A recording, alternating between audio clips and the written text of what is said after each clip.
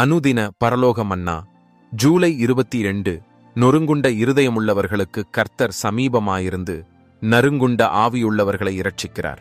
நீதிமானுக்கு வரும் துன்பங்கள் அநேகமாயிருக்கும். கர்த்தர் அவைகள் எல்லாவற்றிலும் நின்று அவனை விடுவிப்பார். சங்கீதம் 34 18-19 வசனங்கள். நீதிமான் 7 தரம் விழுந்தாலும் திரும்பவும் எழுந்திருப்பான். நீதிமொழிகள் 24 16 வசனம். சில சந்தர்ப்பங்களில் நாம் தவறான பாதையில் செல்லும்போது இதனால் பல ஏமாற்றங்களையும் பல துன்பங்களையும் அடைய நேரிடும்.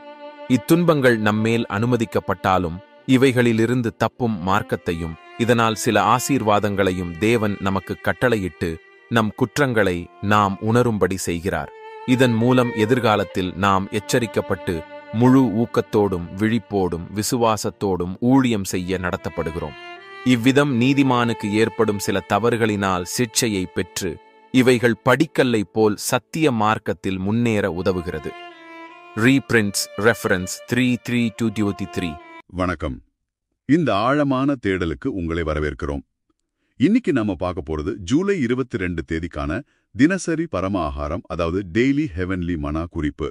இதோட நோக்கம் என்னன்னா, கஷ்டத்துல இருக்கும்போதும் நம்ம தப்பு செய்யற போதும் எப்படி மன உறுதியோடு இருக்கிறது, கடவுளோட பிரசன்னத்தை எப்படி உணருது, அப்புறம் பாத்தீங்கன்னா நம்ம தவறுகள் கூட எப்படி ஒரு வளர்ச்சிக்கு வழிகாட்டுதுன்னு ஆராய போறோம்.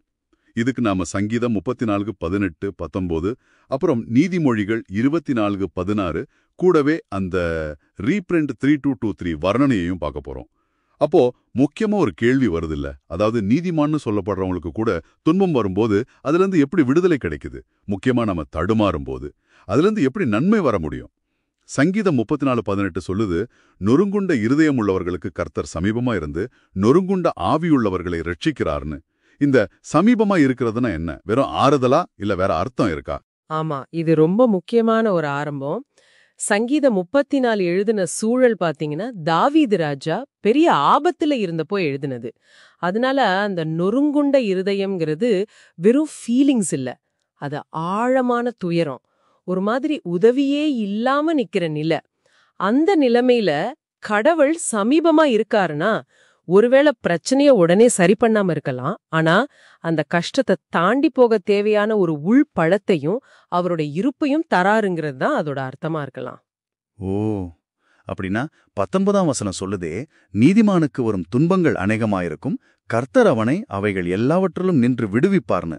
அது பிரச்சனையே இல்லாம போறதை விட அந்த பிரச்சனைகள் வழியா ஒரு பாதுகாப்பு, கடைசியில ஒரு விடுதலை கிடைக்குங்கிறத குறிக்குதா? சரியா சொன்னீங்க. அந்த விடுவிப்பு அது பலவிதமா வரலாம். சில சமயம் பிரச்சனை தீர்ந்து போகலாம், இல்லனா அந்த பிரச்சனையை தாங்கிக்கிற சக்தி கிடைக்கலாம், இல்லனா அதிலிருந்து கத்துக்கிற பாடம் மூலமா கூட விடுதலை வரலாம். இது அடுத்ததா நாம பார்க்க போற நீதிமொழிகள் 24:16ஓட நல்லா பொருந்தது. ஆமாம்ல, அதோ ரொம்ப ஒரு மாதிரி தெம்பூட்டுற வசனம். நீதிமான் 7 தரம் விழுந்தாலும் திரும்பவும் எழுந்திருப்பான் அப்படின்னு சொல்லுது. இந்த 7 தரம் விழுறதுங்கிறது அது ஏதாச்சும் கணக்கா இல்ல வேற ஏதாவது அர்த்தமா? பெரும்பாலும் இது ஒரு அடையாள மொழிதான் சொல்லலாம். 7ங்கிறது பைபிள்ல அடிக்கடி முழுமைய குறிக்க பயன்படுத்துவாங்க. அதனால 7 தரம் விழுந்தாலும் நான் ஒரு நீதிமான் எத்தனை தடவை தப்பு செஞ்சாலும் தடுமாறினாலும் ஏன் தோத்து போனாலும் கூட அவன் திரும்பவும் எழுந்திருக்க முடியும், இல்லனா எழுந்திருக்கணுங்கிறத குறிக்குது. இங்க முக்கியம் விழுறதில்ல, திரும்ப எழாம இருக்கிறது தான் உண்மையான தோல்வின்னு இது காட்டுது இல்லையா? இது மனுஷனோட பலவீனத்தை ஏத்துக்கிட்ட மனந்திரும்புதல், விடாமுயற்சி இதோட முக்கியத்துவத்தை சொல்லுது. இது ஒரு நல்ல பாயிண்ட். அப்போ நாம தடுமாறினாலும் கடவுள் கூட இருக்காருங்கிற சங்கீதம், நாம திரும்ப எழ முடியுங்கிற நீதிமொழிகள், இது ரெண்டும் சேருது. சரி, இப்போ அந்த ரீபிரிண்ட் 32-23 பகுதிக்கு வருவோம். இது தவறுகளையே கொஞ்சம் வேற மாதிரி பாக்குது இல்ல? அது எனக்கு ரொம்ப சுவாரஸ்யமா இருந்துச்சு. ஆமா, அது ரொம்ப ஆழமான பார்வை. அந்த ரீபிரிண்ட் பகுதி சொல்ற மாதிரி சில சமயம் நாம தப்பான வழியில போயிட்டு அதனால ஏமாற்றம் அடையலாம். ஆனா இந்த தவறுகள், இந்த தோல்விகள் கூட நமக்கு நன்மை செய்யற மாதிரி மாறலாம். எப்படின்னா, அது நம்ம கிட்ட உண்மையான மனத்தாழ்மையை கொண்டு வரலாம். நம்ம சொந்த பலத்துல நம்பிக்கை வைக்கிறத விட்டுட்டு கடவுள் மேல அதிகமா சார்ந்திருக்க இது ஒருவேளை உதவலாம். ஆமா, அதுல ஒரு வரி வருது, தவறுகள் கூட உயர்வான கிருபை மற்றும் சத்திய நிலைகளுக்கு ஏணிப்படிகளாக மாறக்கூடும். இது ரொம்ப பவர்ஃபுல்லா இருக்கு. அதாவது நாம செஞ்ச தப்பு வெறும் நெகட்டிவ் இல்லாம அது நம்மள பக்குவப்படுத்த ஆன்மீகமா வளர ஹெல்ப் பண்ணும்னு சொல்றீங்களா? இது ஒரு வகையில தவறால வர்ற அந்த மனத்தாழ்மையே ஒரு விடுதலையா இருக்கலாம்னு காட்டுதா? நிச்சயமா. அகங்காரம் இல்லனா தற்பெருமை கொரியும் போது அங்கு ஒரு விடுதலை வருது. ரீபிரிண்ட் 32:23 சொல்ற மாதிரி இந்த அனுபவங்கள் எதிர்காலத்துல நம்மள இன்னும் அதிக வைராகியமா, எச்சரிக்கையா, உங்கையுள்ளவங்களா மாத்தும். அதனால தோல்வியோட கசப்பு கடைசியில ஒரு இனிப்பான பாடமா, ஒரு வளர்ச்சி படியா மாற வாய்ப்பிருக்கு. இது கடவுளோட செயல்பாடு நாம நினைக்காத வழிகளையும் இருக்கலாங்கிறத காட்டுது. ஆக இந்த ஆழமான தேடல்ல இருந்து நீங்க எடுத்துக்க வேண்டிய முக்கிய செய்தி என்னன்னு சுருக்கமா சொன்னா, நீங்க கஷ்டத்துல இருக்கும்போது தனியா இல்ல, கடவுள் உங்க பக்கத்துல இருக்கார். சங்கீதம் 34. நீங்க விழுந்தாலும் தடுமாறினாலும் திரும்ப எழ முடியும். நீதிமொழிகள் 24. நீங்க செஞ்ச தவறுகள் கூட அத மனத்தாழ்மையோட பார்த்தா உங்க வளர்ச்சிக்கு படிக்கட்டா மாறலாம். ரீபிரிண்ட் 32:23. இந்த 3 விஷயமும் பாத்தீங்கன்னா துன்பம், மன உறுதி, அப்புறம் தவறுகள்ல இருந்து கத்துக்கிற மாற்றம், இது எல்லாத்தையும் அழகா இணைக்குது.